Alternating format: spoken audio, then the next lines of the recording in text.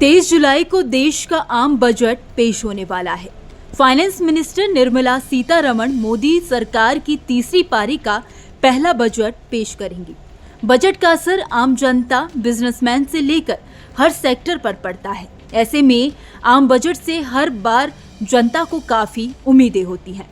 Middle class को उम्मीद है कि बजट में टैक्स में छूट को लेकर कुछ बड़ा ऐलान हो सकता है, तो वहीं दूसरी तरफ कई सेक्टर्स में काम करने वाले लोगों को अलग उम्मीदें हैं। लेकिन सभी की उम्मीदों में एक बात समान है कि सभी अपने सेक्टर के बुनियादी ढांचे की मजबूती जरूर चाहते हैं। ऐसे में उम्मीद की जा रही है कि सरकार टैक्स में छूट समेत कई बड़े ऐलान कर सकती है।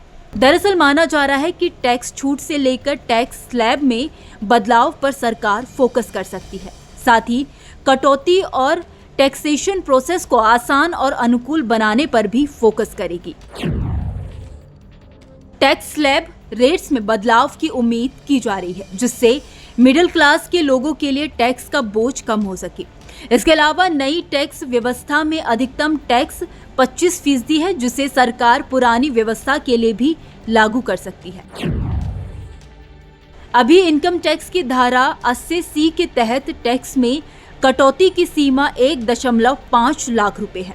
2014 से 15 के बाद इसमें कोई बदलाव नहीं हुआ है।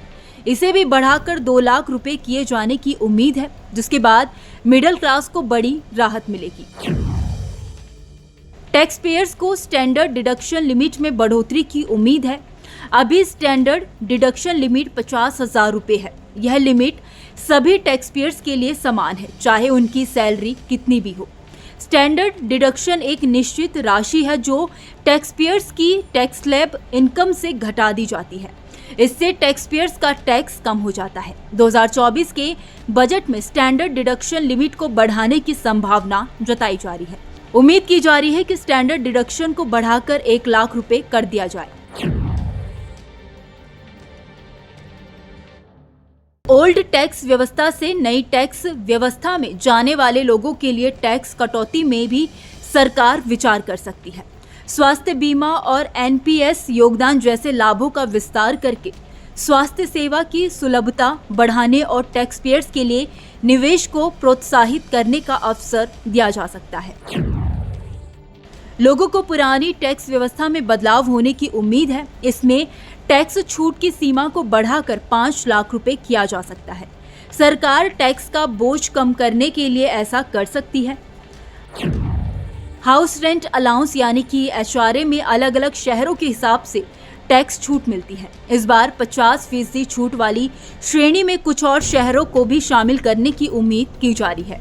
आपको बता दें कि HRA को कैलकुलेशन भुगतान किए गए वास्तविक किराए, मूल वेतन और घर की लोकेशन पर निर्भर करता है।